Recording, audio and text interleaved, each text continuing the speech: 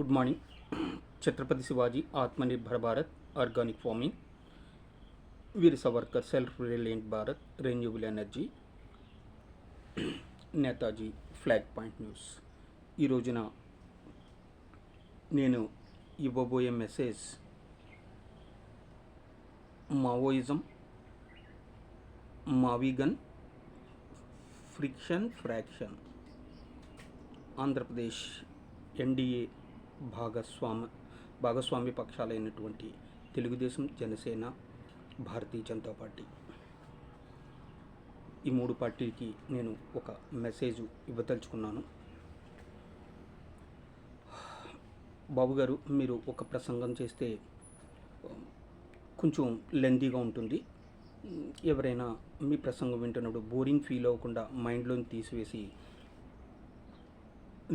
నిశ్చితంగా పరిశీలిస్తే మీ ప్రసంగం, ప్రతి ప్రసంగం వెనుక మీరు ఎంత ఫుట్ వర్క్ చేస్తారన్నదానికి ఒక నిదర్శనం. ఒక విషయం మీద ఒక నాయకుడు అనేవాడు పూర్తి అవగాహనతో ఒక సబ్జెక్టు మాట్లాడుతున్నప్పుడు ఎంత ఫుట్ వర్క్ బ్యాక్గ్రౌండ్లో చేయాలన్నది మీ యొక్క స్పీచ్లు వింటే నాకు అనిపిస్తుంది. నెక్స్ట్ జనసేన పవన్ కళ్యాణ్ గారు, మీలో ఆవేశం తగ్గి ఆలోచన వైపు మీ ప్రసంగాలు సాగుతున్నాయి. ఇది మంచి పరిణామం. భారతీయ జనతా పార్టీ వీళ్ళు రిలాక్స్ అయిపోయారు పూర్తిగా. ఇక్కడ నేను మీకు ఇవ్వదలుచుకున్న మెసేజ్ అంటే, నేతాజీ సుభాష్ చంద్రబోస్ భారత ప్రధానిగా ఆయన అనుకున్న ప్లాన్ ఆఫ్ యాక్షన్ జరిగి ఉండుంటే ఈ రోజున పాకిస్తాన్, బంగ్లాదేశ్ అనే రెండు దేశాలు ఉండేవి కావు.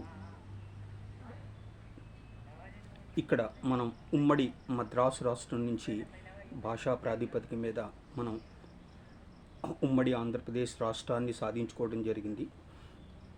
ఇది కొన్ని సంవత్సరాలు మళ్ళీ మనం ఎంతో కృషి చేస్తే ఆంధ్ర, తెలంగాణ ప్రజలు కలిపి హైదరాబాద్ క్యాపిటల్ని మనం ఒక ఇంటర్నేషనల్గా ఒక డెవలప్ చేసుకోవడం జరిగింది.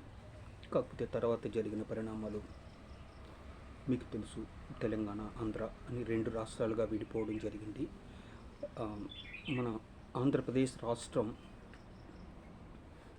కొత్తగా ఏర్పడిన రాష్ట్రం. ఈ రాష్ట్రం నిధులు లేవు, అయినా ఎంతో అనుభవం ఉన్నటువంటి చంద్రబాబు నాయుడు గారు మొదటిసారి ఆంధ్రప్రదేశ్ ముఖ్యమంత్రిగా ప్రమాణ స్వీకారం చేయడం జరిగింది.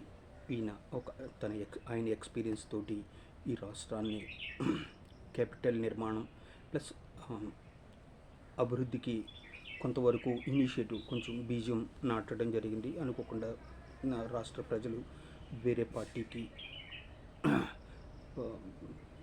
మ్యాండేట్ ఇవ్వడం జరిగింది. ఈ పార్టీ 5 సంవత్సరాల్లో జరిగిన విధ్వంసం మన రాష్ట్రంలో మీకు తెలుసున్న విషయమే. ఇప్పుడు మీరు ఎన్డీఏ భాగస్వాములుగా ఇప్పుడు కేంద్ర ప్రభుత్వ సహకారంతో మన అమరావతి క్యాపిటల్ ముందుకు వెళుతోంది. ఇక్కడ ముఖ్యంగా ఎన్డీఏ ఆంధ్రప్రదేశ్ పార్టీలు ఏవైతే ఉన్నాయో, భాగస్వాములు ఏవైతే ఉన్నాయో, వీళ్ళకి నేను చెప్పదలుచుకున్న విషయం అంటే, చదువుకున్న వాళ్ళు కొంతమంది బ్రెయిన్ వాష్ అయ్యి మావోయిజం పేరుతో అడవుల్లోకి వెళ్ళడం జరిగింది. అదేవిధంగా ఈ ఫ్యాక్షనిస్టులు, చదువుకోని ఫ్యాక్షనిస్టులు సిటీల్లోకి వచ్చి ఈ రియల్ ఎస్టేట్ దందా ఇట్లాంటివి చేయడం జరిగింది. కాకపోతే ఇవి రెండు కనుమరుగు అయిపోయినవి. ఇప్పుడు కొత్త సిద్ధాంతం వచ్చింది, మావిగన్ అని. ఇది మావోయిజం ఫ్యాక్షన్ కన్నా చాలా డేంజరస్ ఒక సిద్ధాంతం ఆంధ్ర రాష్ట్ర ప్రజల ముందుకు వచ్చింది. దయచేసి నేను ఆంధ్రప్రదేశ్ ప్రభుత్వానికి, అధికార ప్రభుత్వానికి ఒక హెచ్చరిక జారీ చేస్తున్నాను. ఈ మావిగన్ సిద్ధాంతం విషయంలో మీరు చాలా జాగ్రత్తగా ఉండాలి. అంటే ఇక్కడ ఒక తెలంగాణకు చెందినటువంటి ఒక పాస్టరు అనుమానాస్పద మృతి, రెండు ఒక తెలంగాణకు చెందినటువంటి ఒక పాస్టర్ రెగ్యులర్గా ఆంధ్రప్రదేశ్కు వచ్చి క్రైస్తవ సోదరులను రెచ్చగొట్టడం జరుగుతుంది. ఇటు మందకృష్ణ మాదిగా ప్లేట్ ఫిరాయించి ఆంధ్రప్రదేశ్లో ఎగ్రెసు కులాల మధ్య చిచ్చు పెడుతూ, మతాల మధ్య చిచ్చు పెడుతూ మీకు ఒక ఒక వేలో వెళ్ళడం జరుగుతోంది.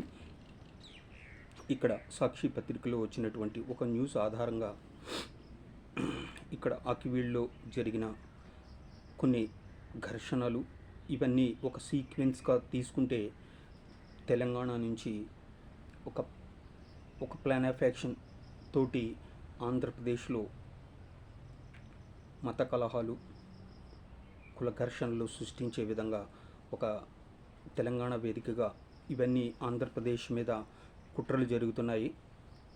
ఇవన్నిటి మీద మీరు శ్రద్ధ తీసుకుని ఆంధ్ర రాష్ట్రాన్ని వికసిత్ భారత్, మోదీ గారి సంకల్పం ఏదైతే ఉందో వికసిత్ భారత్లో ఆంధ్రప్రదేశ్ వికసిత్ భారత్, ఈ సంకల్పం రెండు ఈ దేశాన్ని ముందుకు నడిపించాలని కోరుతూ ఈ రోజున ఇదే మెసేజ్ మీకు ఇవ్వదలుచుకున్న విషయం. మెసేజ్ ఇదే. Thank you very much. Bharat Mata కీ జై. జై హింద్.